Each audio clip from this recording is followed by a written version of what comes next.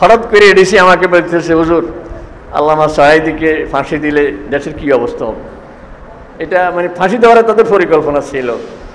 তা আমি তো এই জন্য যাইনি, আমি গেছি আমার বাসার কাছে। আমি বললাম, স্যার ওনাকে ফাঁসি দিলে কি অবস্থা হবে এটা এই দেশের কেউ বলতে পারবে না, নিয়ন্ত্রণ কেউ করতে পারবে না। কারণ ওনার ভক্ত শুধু জামাত ইসলামী নয়, এই দেশের সাধারণ মুসলমান ওনার ভক্ত, কেউ সামলাতে পারবেন না। তো এডিসি করে, হুজুর আপনারা জুমের বক্তব্যে যদি কয়েক জমে একাধারে বলতে থাকেন যে হায়াত মওত আল্লাহর হাতে, ফাঁসি যার হবে এটা তো তাকদীরিভাবে লেখা আছে, কাজে এটা নিয়ে যেন আন্দোলন না হয়। আর আপনারা একটু জুমার মসজিদে আলোচনা করতে পারবেন না।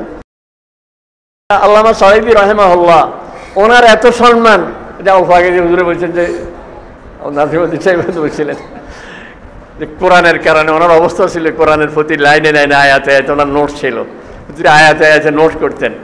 আমি গত এপ্রিলের 12 তারিখ এই এপ্রিলের তো ওইখানে রাত্রে ছিলাম, এক মাদ্রাসার গেস্ট রুমে ছিলাম। সকালবেলায় আমি পিরোজপুরে সাঈদী রাহিমাহুল্লাহর কবরে গেছি। ওখানে আমাদের পুরান ছাত্ররা মিলে কিভাবে খবর পেয়ে ওরা সব জড়ো হয়ে গেছে।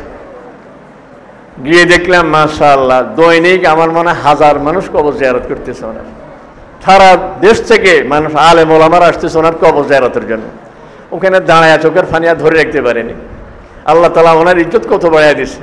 আর ইজ্জতের পিছনে এটা না যে উনি ফিরোজপুরের এমপি ছিলেন, উনি সংসদ সদস্য ছিলেন, এই কারণে নয়। উনি কোরআনের ফাঁকে ছিলেন, কোরআনের কথাই বলতেন। ওখানে সেই বরিশাল ফিরোজপুর জামাতের যিনি আমির ছিলেন উনি কথা প্রসঙ্গে বললেন, এখন তো ওয়াইজ বহুত, কিছু সময় গজলে, কিছু সময় ইংরেজি বক্তব্য এমনি এমনি কাটে, কিন্তু আল্লামা সাঈদী রাহিমাহুল্লাহর পুরো বয়ান কোরআন দিয়ে, কোরআনের ওয়াজ করতেন, কোরআনের তাফসীর কোরআন দিয়েই করতেন।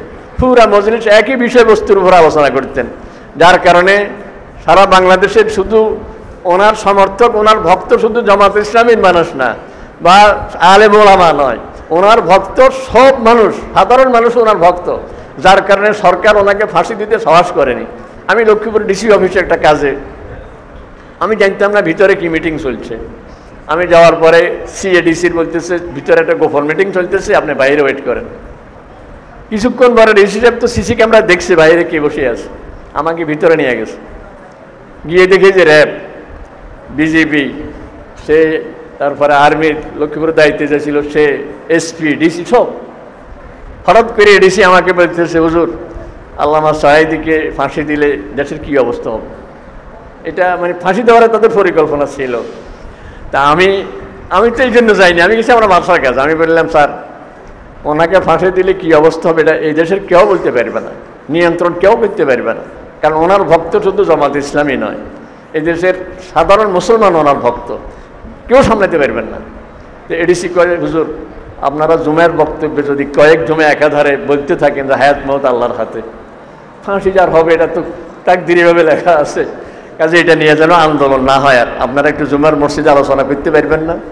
আমি বললাম, স্যার যদি কোনো জুমার মসজিদে আলোচনা আমি করি তাইলে ওই জুমার মসজিদ থেকে জান নিয়ে বেরোতে পারবো না, আমাকে মানুষ মসজিদে শেষ করে দিই। এরকম রিপোর্ট শুধু লক্ষ্মীপুর থেকে নয়, সারা বাংলাদেশ থেকে ওরা সংগ্রহ করে দেখছে যে ওনাকে ফাঁসি দিয়ে সামলাইতে পারবে না, যার কারণে আমাদের প্রতিবেশী, আমাদের শত্রু যারা, ওদেরকে খুশি করার জন্য, পূর্ণ ক্ষমতায় আসার জন্য যে কাজটা ঘটিয়েছে। আর আল্লামা সাঈদী রাহিমাহুল্লাহ আল্লাহর কাছে দোয়া করেছিলেন শাহাদাতের মৃত্যু, আল্লাহ তাআলা ওনার সে দোয়াই কবুল করেছে, আর জালেমেরা নিজের পতন ডেকে এনেছে। আমরা ওই পথ ধরে ইনশাআল্লাহ কোরআনের কথাই বলে যাবে ইনশাআল্লাহ। রাজি আছি না? কোরআনের পথে থাকবে ইনশাআল্লাহ। রাজি আছি তো? এই জন্য খুব মনোযোগ দিয়ে কোরআন শরীফ মুখস্থ করব। রাসূল সাল্লাল্লাহু আলাইহি ওয়াসাল্লামের এক হাদিসে আছে, আল ওজনু কামেউন, আল ওজনু কামেউন। কামেউন অনেকে চিনবে না, এই যে এই বোতলে তেল ঢুকানোর জন্য একটা চুঙ্গি ব্যবহার করে, চুঙ্গি। চুঙ্গি তো অনেকের বাসায় এখন আর নাই, চুঙ্গি আছে না, মানে বোতলে আমি তেল ঢুকাবো বড় ড্রাম থেকে, বোতলের মুখ তো ছোট, তো বড় একটা চুঙ্গি দেয়, বোতলের মুখে ঢুকাই উপরটা একটু ছড়ানো, এটার আরবিতে বলে কামেউন। রাসূল বলেন আল ওজনু কামেউন, এই কান আমার চুঙ্গি, এই কান দিয়ে যা ঢুকে এটা আমার কলবে যায়, কারণ কলব তো একটু ভিতরে, এই চুঙ্গি দিয়ে সব ভিতরে যায়।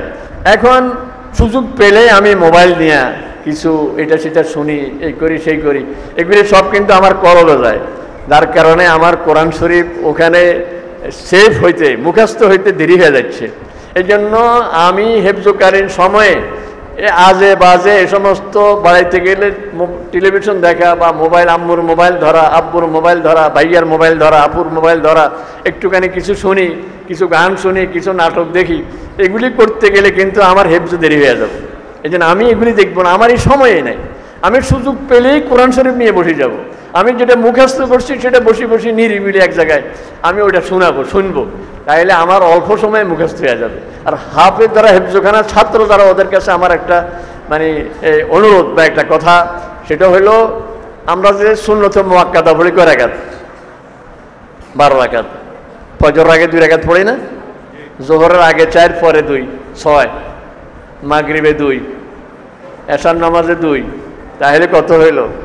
ফজরের 2, জোহরে 6, এলো 8, মাগরিবের 2, 10, এশার নামাজের সুন্নতে মুআক্কাদা 2, 12 রাকাতে আমরা 12 পৃষ্ঠা পড়ব। এক পারা কয় পৃষ্ঠা? 20 পৃষ্ঠা। আমরা 12 রাকাতে 12 পৃষ্ঠা পড়বো। অন্যান্যরা তো পড়ে আলাম তারা লিলাফে। আমি তো হেফজখানার ছাত্র, আমি আলাম তারা লিলাফে পড়বো না। গতকাল পড়ছি প্রথম পারা, আজকে পড়বো দ্বিতীয় পারা সায়াকুল সুফা। আমি 20 পৃষ্ঠার মধ্যে সুন্নতে মুআক্কাদাতে আমি 12 পৃষ্ঠা শেষ করছি, আর রয়েছে 8 পৃষ্ঠা। রাত্রে হেফজখানা তো তাহাজ্জুদের জন্য উঠে যায়, রাত্রে তাহাজ্জুদে আমি 8 রাকাতে 8 পৃষ্ঠা পড়বো। তাইলে আমার ডেইলি প্রতিদিন আমার 1 পারা নামাজের মধ্যে পড়া হয়। আর নামাজের মধ্যে যদি 1 পারা পড়তে পড়তে এইভাবে আমি আগাইতে থাকি, আল্লাহ রহমতে আমার হেফজ কলমের মধ্যে এত মজবুত হয়ে যাবে, সারা জীবন আর ভুলবো না। আমার আর কেউ লোক দিতে পারবে না, তারাবি পড়াইতে আমার আর কষ্ট হবে না, যে কোনো মুহূর্তে আমি পড়তে পারবো না ইনশাল্লাহ কাজ করতে। তাহলে সুন্নতে মুআক্কাদা 12 রাকাতে 12 পৃষ্ঠা, আর তাহাজ্জুদের মধ্যে 8 পৃষ্ঠা, এইভাবে আমি পড়ার জন্য চেষ্টা করব। তাহলে হেফজ আমার সহজ হয়ে যাবে, পারবো তো এটা? আর হইল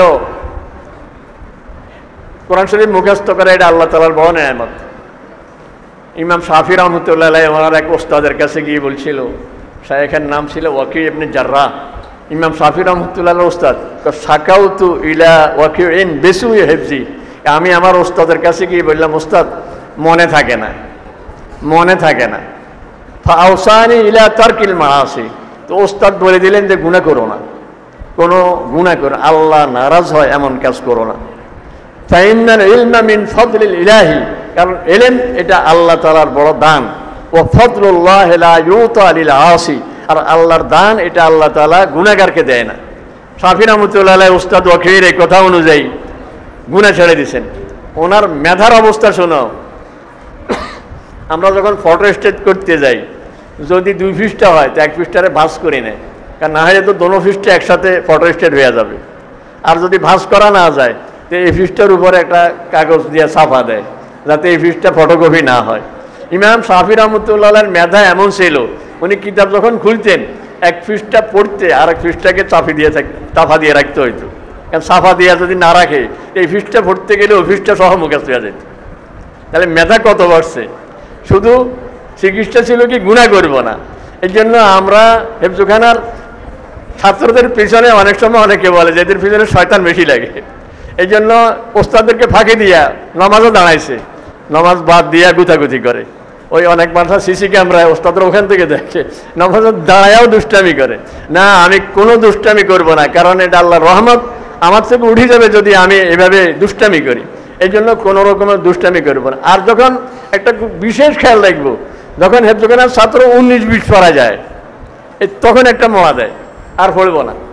এই পড়া যেতে চায়, বাড়িতে যায় বলে আম্মু আর পড়বো না, আব্বু আর পড়বো না, আমি এখন অমুক মাদ্রাসায় পড়বো, এই করবো, বা এই হেফজখানায় পড়বো না, আরেকখানে পড়বো, এই মোয়ামলি শুরু করে।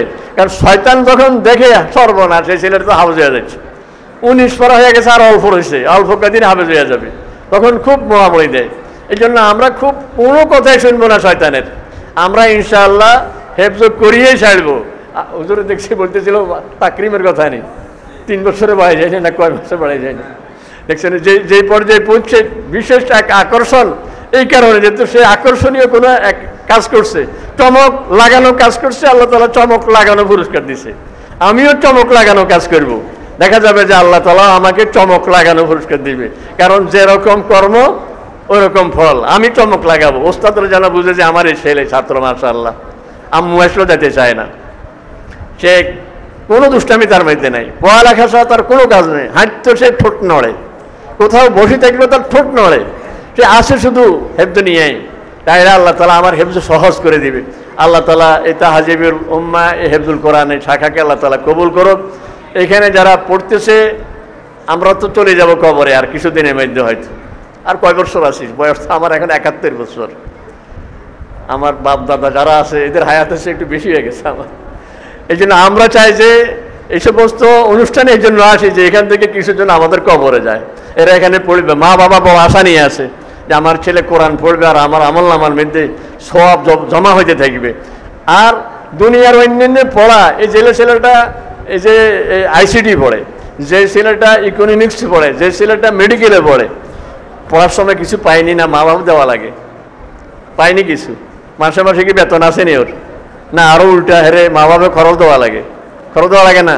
কিন্তু আমরা যারা হেফজখানা পড়তেছি, আমি যেদিন প্রথমে সবক নিয়েছি বিসমিল্লাহির রহমানির রহিম, আমার আমল নামায় কিন্তু জমা হওয়া শুরু হয়ে গেছে, আমার মা বাবার আমল নামায় জমা হওয়া শুরু হয়ে গেছে।